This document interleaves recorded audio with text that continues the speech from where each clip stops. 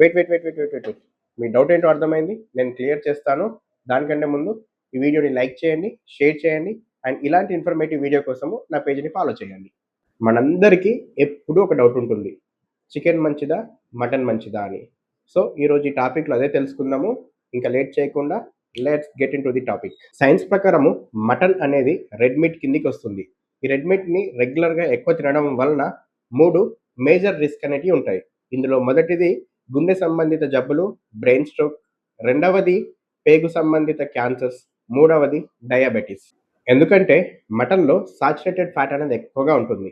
ఈ saturated fat బ్లడ్‌లో చెడు కొలెస్ట్రాల్‌ని పెంచి గుండె సంబంధిత జబ్బులు లేదంటే బ్రెయిన్ స్ట్రోక్‌కి కారణమవుతుంది.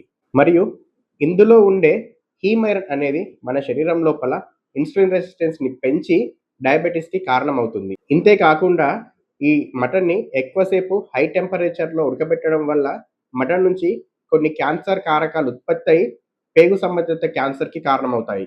రెండో వైపు చికెన్.